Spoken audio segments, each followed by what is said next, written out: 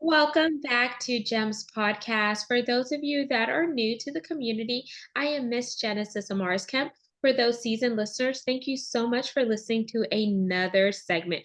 With me today is a very powerful guest by the name of Emily Smith. And you'll find out why I think she's powerful because each one of us has our own gifts, talents, and superpowers. Whether you believe it or not, each one of us has been created for a reason. But let me tell you a little bit more about Emily so you can connect the dots. Here we go. Emily Smith is the go to spiritual career coach who helps high achieving women move past their inner blocks during challenging life and career transitions using breathwork, plants, and spiritual psychology.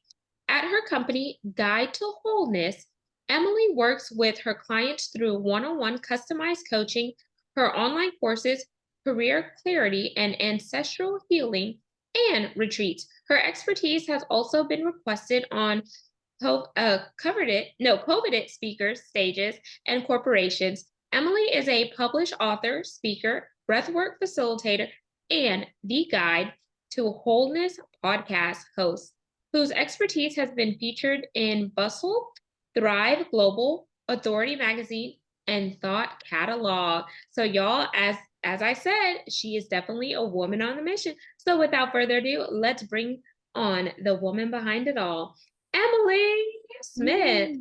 Thank you so much, Genesis, for the warm welcome. My pleasure, Emily. And you're already part of the community, so you know what I like to do with my guests. I want to give you a chance to connect with the audience in a personal way before we dive into the meat of the conversation. So we could either do a rapid fire 10-question game, emphasis on rapid, or an icebreaker. What are you in the mood for? Let's do rapid fire. Here we go. We're playing rapid fire with Emily and Genesis. Do do do do do do. Question number one, favorite day of the week. Friday.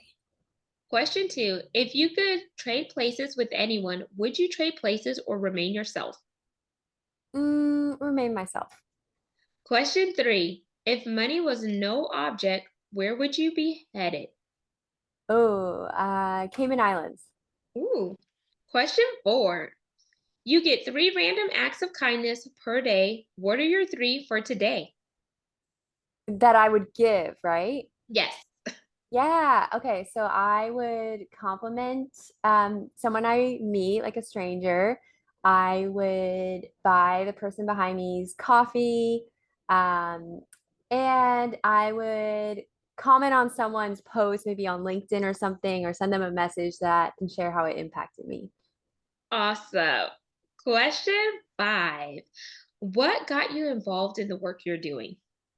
Yeah, my own personal experience of living life out of alignment, living someone else's life, and the rocky journey of finding my truth.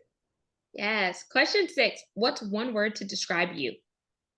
Ooh, first word that came to mind was open. So yeah. Question 7. You're killing it. The vibes are nice. You're listening to your song in your car. Your music is blaring. What are you listening to? Ooh, I would say something, nothing specific, but maybe like electronic music related. 8. Favorite food? Thai food. 9. If you could have lunch or dinner with any person, past or present, who would it be and why? Ooh, that's a good one. Difficult to choose. I would say, I would say Michael Singer. He's an author of a few books that I really enjoy. So yeah, I'd love to sit down with him. And question 10, it is our pass or play question. And here are the rules. If you pass, our roles are reversed and you get to ask me a question. If you choose to play, I ask one last question to wrap up rapid fire. So, do you want to pass or play? Let's play. Okay, last question. Here it goes. You just won the lottery. Cha-ching, cha-ching, cha-ching. However, to get your proceeds, you must first donate to three charities of your choice. What charities are you donating to? Ooh, I love this. I have many favorite. Uh, I think it's called For Ocean. I really like them. Saving sea creatures. The other would be I think they're called Pencils for Promise. I could be wrong about that, but I'm passionate about education. Um, and the last one would be um, there's this place locally in Boston that's called Rosie's Place, and they help women getting out of domestic abuse relationships. I'm really supportive of them. So those are my three. Nice. Thank you for sharing those three, and they all sound incredible with great missions behind them. So, Emily, thank you for playing Rapid Fire. Audience, I hope Yeah. you learned a little bit more about Emily because the what we're going to talk about today, I don't want that to define who Emily is because as you can see, she's multifaceted and multidimensional like me. So don't place her in a box. And today we're going to focus on rejecting status quos as well as how do you hold your own space and not be defined by the definition of success that somebody places on you. Because if you're like me and you've been around the block a few times, if you worked in a corporate space, there's titles, there's labels or whatnot, and you could lose yourself in those labels if you don't know who you are. So I challenge you to know who you are because when you know who you are, you're then going to be able to reject those status quos and walk into your own truths without feeling victimized by what other people want you to become. So, Emily, okay, this is your jam. So, whenever you hear reject status quo, what comes to mind?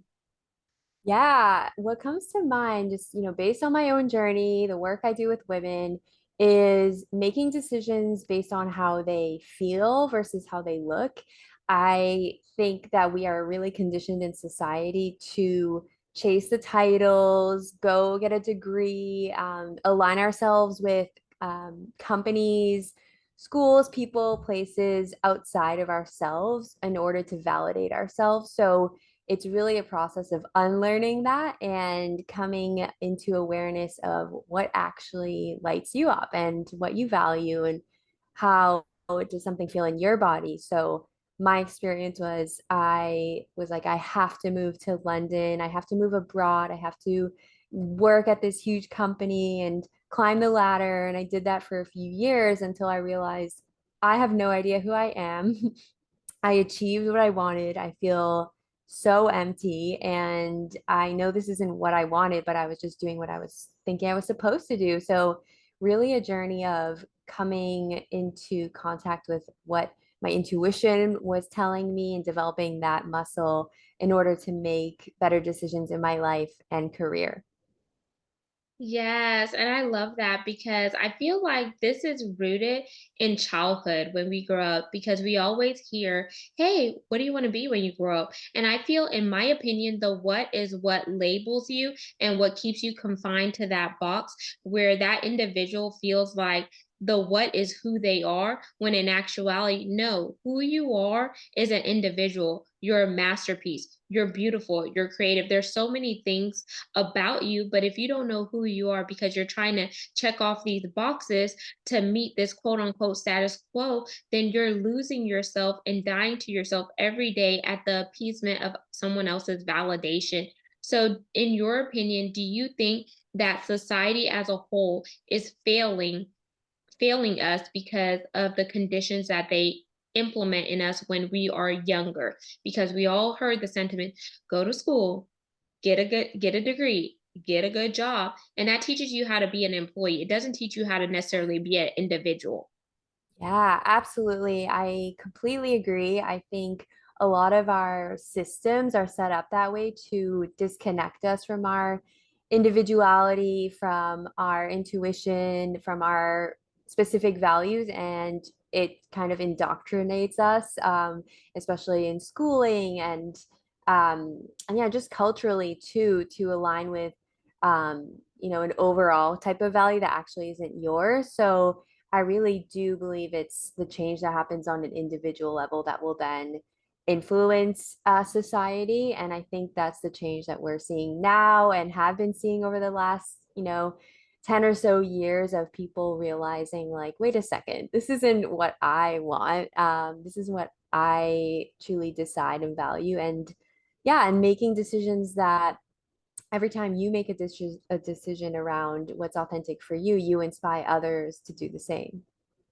Yes, absolutely. And I just love that you stated that because even though we're from two different places, two different backgrounds or whatnot, we still have some of the same sentiments and parallel to add value to this conversation. And even though I'm first generation American, my mom is West Indian, so she's Caribbean, and my dad was from Curacao, so part of the ABC Islands. And the way my parents raised me is different than how some of my friends were raised. And growing up, I kept hearing people like, "What are you?" And I'm like, "A human being," or like, "Who are you?" or whatever the case may be. And they just wanted to place me in this box, especially if in corporate America, for example. Let's start there because you've had a corporate background similar to mine. So I was actually in the oil and gas and energy sector Mm. for 12 years, but 15 years total in corporate America. And they talk about DEI and B and audience that's diversity, equity, inclusion. And now they're adding the B. They're just now adding it, which B is belonging. And you're always vying for this status quo because they're like, oh, if you want to progress in your career, you need to check these boxes in order to move up. And it may not be a lateral move, but you may want to go up further. And all of these things are just check, check, check, check, check. But once you're checking these boxes, if you don't feel solidified, if you don't feel like you've actually accomplished something, or you don't feel like you've left that employer better than you found it, then all you're doing is jumping on the status quo bandwagon versus rejecting it. And Emily, you teach a lot on rejection. So, how can the audience listening in, as well as the viewers, find out a way to reject the status quo without feeling guilty, shame, or remorse because they're like, if I reject this, am I going to get fired? Or am I going to lose my benefits? Or whatever the case may be. But if you think about it, hey, the pandemic woke us up. Some people call it a plandemic because it made us plan for things. And other people, it forced them outside of their norm because they were able to see the same thing that I'm doing for this employer over here, I could do it for myself. Yeah, absolutely in agreement with everything you're sharing. And I think that it takes an incredible amount of self-trust to reject the status quo. And so I think the priority, that I see in myself and the work that I do is having that self-acceptance of yourself and having your own backing and validation and self-respect and self-love, like building that. And that, it's a multi-pronged approach, and it's really about, addressing your emotions and your mindset and your subconscious.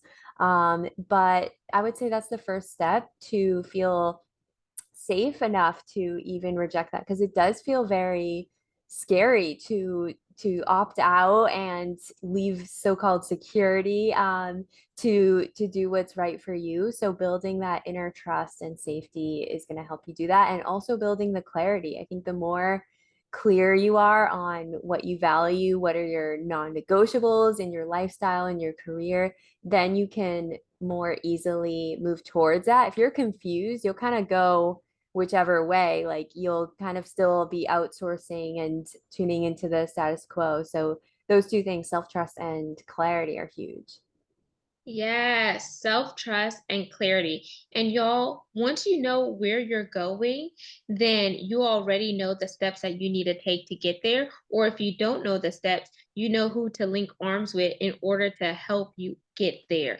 So, for example, think about the GPS. Whether you're using Waze, you're using Google, you're using Apple, you put in your end coordinates. And once you know your end coordinates, the system is going to tell you how to get there. So if you think about clarity and you know what it is that you want and you see it out in front of you, then all you need to do is put together the different steps to get there so you can reach your final destination. But if you don't know what it is that you want, you're not going to be able to map it out in order for you to reach your final destination. And it may take you a lot longer.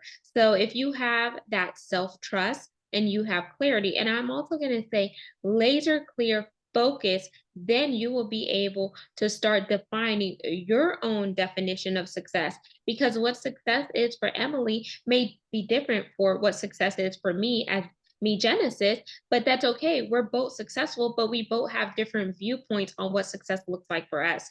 So, Emily, let's talk about defining success and how you work with your clients to really get laser clear focus and not be tied to certain conditions that's causing them to be distracted and take a step back because we're here to propel them forward. Yeah, well, the start of this process, I really guide clients in getting to know themselves. I think once you understand your energy, how you get energy, how you show up, what makes you feel um, recognized, valued, what helps you feel like you're in your purpose, that's a great place to start from. So we always look at different tools. I love human design as a tool, and Clifton Strength Finder, another one.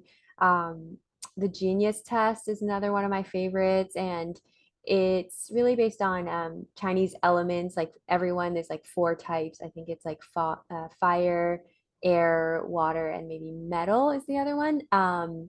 And yeah, so those are just a few examples of assessments. I actually just taught on one by Deloitte called Business Chemistry, and that's really just related to your leadership type in business. So once you have that understanding, it's going to be helpful because human design even gives you a decision strategy for each type that you are.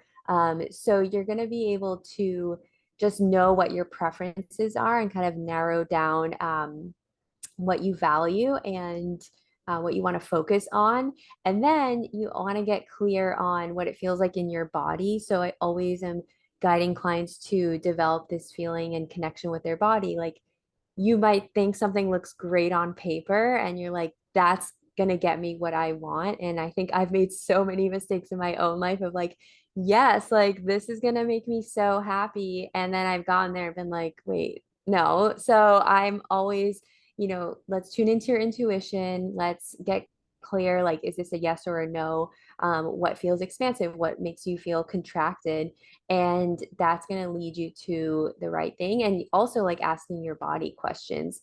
You'll find like your intuition is very connected, your subconscious is connected, and you can get a lot of guidance there on what to do from your body. So I'd say those are the starting tools to really start to get focus. And those open up so many doors because I find that, especially in the career realm, you might find that you think you want something based on what you've done in the past. And then you look at one of these tools and you're like, wait a second, I get energy from collaborating with people, and I thought I wanted to do everything on my own and be like an individual contributor. And so it's just going to give you insight on um, what is right for you and what to do next.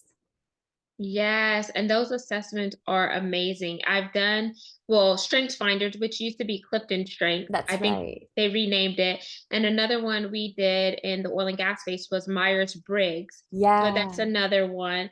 But I like that you mentioned Genius because I haven't heard of that one. So I'm gonna have to do my research and look Yeah. at that.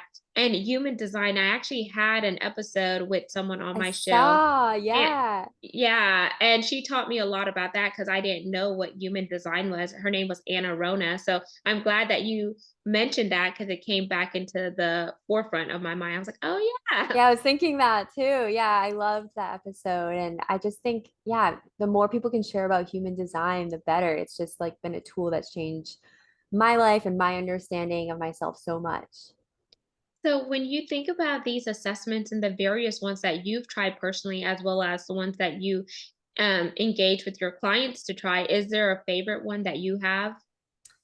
Yeah, I think human design, I think it's just the most accurate that I've seen, the most takes into consideration a lot of different elements like energy, decision type, there's the profile type, which is really like your role in the world and like how you show up. And I just found that um, I'll use myself as an example. I found out I was a 5'1", and I think that's the heretic investigator. And so I really just learned that, oh, my ideas sound really crazy at first because that's the heretic side, but I have the backing of the investigator where I've done a lot of research and I've tested it and I've done it on myself. And so that will back the idea. And then I just realized, I need to align myself with a business model and a career that makes the most of that quality of like people coming to me as an expert on a subject, and something innovative and something that's not already out there. Nice. And I was over here chuckling on mute because when you said the investigator, it made me think about my family because they're like, you should have worked in law enforcement because you're so nosy and you're always probing or be a That's lawyer. great. Yeah, that's like I relate. I relate so much. And you spoke quite a bit throughout the segment on intuition. And I like to say intuition, discernment, or that still small voice. And audience, I'm not about the woo woo, but I'm all about listening to like your gut because sometimes whenever you're like, for example, if you're driving in the car, you'll feel like, oh, turn left. And that's part of your intuition. And why is your body telling you to turn left? Well, maybe it's preventing you from getting into an accident or preventing you from being in gridlock traffic or whatever. That's one way that your body speaks to Yeah. you. And I also want to bring into the conversation breath work because whenever you focus on your breathing and you practice that breath work, it can help you, really tap in with yourself to gain more clarity with your intuition and your discernment because we are whole beings mentally, physically, emotionally, and spiritually. And if something is out of alignment, that means we're not bringing our whole self to the playground each day. Yeah, thank you so much for bringing that up. I experience that all the time with driving too. Like I go a different way and yeah, so I've really learned to not ignore those automatic instincts that come through, and that's just a major part of the work that I do with the women I work with because you're going to know what's best for yourself. You're the best person, and that's why you're the expert on yourself. And really other people, you can go to them for insight, but ultimately you're going to know what's best. So that's my approach, and the breath work is a great tool to do that because you can do it yourself and you are really like shifting energy around in yourself so that you can really spiritual energy. You're doing that with your breath. And then you're getting downloads and insights and clearing out stuck emotions and like anxiety. We really hold that in the lung space. And so breathing it out, clearing it out, breath work is a tool that is great for high achieving women because we really tend to get stuck in our mental mind, and that's great for getting things done at work. And the breath work really just connects you with, yeah, your spiritual self, your emotional self as well, and your physical.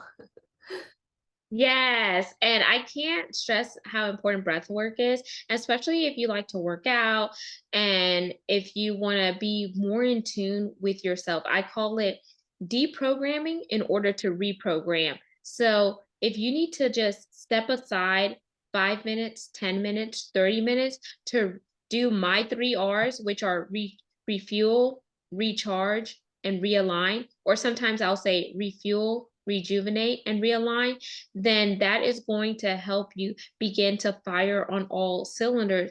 But if everyone is plugging and playing with you, like you have social media, you have your family, you have your friends, you have work, you have all these things like putting into you and you're all discombobulated. And if you think about like a rubber band ball, it's so intertwined. When are you going to have time for yourself to really listen if everyone's dumping into you and onto you? So the breath work is what's going to help you get by yourself and plug into your inner self so you could be whole outwardly and y'all can meet together to have that synergy inwardly and outwardly, which makes up you. Absolutely. Yes. I love the 3 R's. That's so great. And like you were saying, it doesn't take that much time. I think people are like, oh, I have to do like an hour breath work because that's like a typical session. But, 10 minutes here or there. I have a 7-minute practice on my YouTube channel that I always refer people to on Guide to Wholeness because it's like sometimes that's all you can get. And that really will shift things so much if you just build that in every day. So it doesn't have to take a long time either. Yes, you hit it on the head. Boom, boom. So, the challenge for the audience, y'all, if you are saying, Emily, Genesis, I just don't have time. Well, do you go to the bathroom with somebody? You could spend that time on the toilet breathing because we all have to, Yeah. let out our waste. If you take a shower, are you taking a shower with someone or are you taking a shower by yourself? You have time to get certain things done. It's just about you prioritizing what you want to do in that time. And Yeah. I'm sure you will feel so great in the shower, working on your breath work, or in the bath if you're taking a soak, just to close your eyes and be one with yourself. So don't tell me you don't have time because you have time when you go to the bathroom. You have time when you're in the shower. You have time when you are aimlessly scrolling on social media, when those things aren't adding value to your day. You have time. So that's my Yeah. challenge. I am all for that challenge. Yeah, it's all about prioritizing. And sometimes I even just like to do it when I'm in bed, either like going to bed or waking up because I'm already there and then I just have to do it. And yeah, it's easy to avoid, but like you were saying, when you go on social media, like you are just leaving your body, you're just dissociating pretty much and checking into and plugging into all these other energy sources. So you want to feel your best and prioritizing, yeah, your energy is going to be everything. Now, as we begin to wind down, Emily, is there something that I didn't ask that you want to share that's going to add value to the conversation, along with all the other gems you've already dished out? Oh, thank you. That's a good question. I guess I would say maybe asking about, um, you know what? I think you actually covered it. I do cover a lot of what we talked about, like my specific example, the healing tools I used from healing from burnout, being in the wrong career, in my book, Wholeness Within. And so, yeah, I'll just share about that is available on Amazon, on Audible, all the forums, but it's really just diving deeper into each topic that you asked me about. Amazing. And congrats on your book. I'm an author as well. So I love supporting other Ah, amazing. What is your book?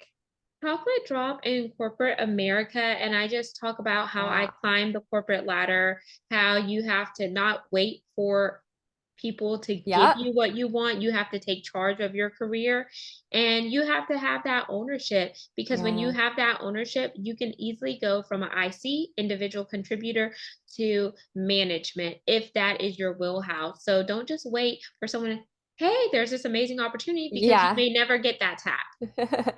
Oh, I love that so much. Yeah, I think that's what we're told growing up. Same thing, the societal rules that you should wait. And yeah, early on, I think I found, oh no, like I need to ask, but not a lot of people realize that. So I am going to check your book out as well. It sounds incredible. Thank you. And I have to grab a copy of your book as well because it sounds like we're Amazing. in the same vein here. And Yeah. oh, this is just such a fire conversation. We're definitely going to have a part two audience because there's so much more that Emily and I could share. So, Yes. Emily, let's jump into the CTA, the call to action. So, we already gave the audience some challenges, but what is your personal challenge for the audience outside of grabbing that copy of your book? Ooh, I love this. I think something that helps anyone get out of a rut is to do one new thing daily that you haven't done yet. And that will really help you just get into contact with the right people, with your interests, and getting that clarity and focus we talked about on your values. So my challenge is to do something new today after you listen to this. Yep, yep. Shoot your shot, y'all. Do something new. Now, Emily, the audience is wondering, How can they connect with you? Plug your website, and do you hang out on any social media platforms? And if so, which one primarily? Yeah, my website is guidetowholeness.com, and I am mainly on LinkedIn under Emily Smith, so you can find me there. Yes. For those of you that do not know what LinkedIn is the professional version of social media, even though sometimes people try to use it like Facebook or some of the Yeah. not so professional ones. But hey, it builds character because they see you in your professional form and they see you in your not so professional form. So take it as a grain of salt. And if it's for you, get on it. If it's not, find the next one.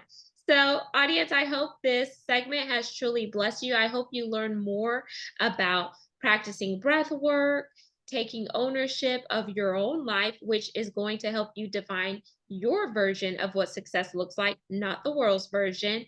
And then saying no to rejection. And when I say saying no to rejection, I mean you're not going to allow rejection to limit you from where you are headed, because when it does, that means that you are conforming to a status quo versus bucking the status quo. So think about it, because we all have various vantage points and perspectives, but it is up to you as an individual to decide what it is that you want and how you want to live the life you love and love the life you live. So until we chat next time, peace, love, and lots of blessings. Don't forget to like, comment, follow, and subscribe. And if you're interested in becoming a brand sponsor, it is paid sponsorship. You could have your products and services heard right here with me, where this show is currently ranked in the top 2% globally per the KPIs on www.listennotes.com. So get at me. Let's build together. Signing out, Genesis Amaris Kemp, and Emily Smith. peace, y'all.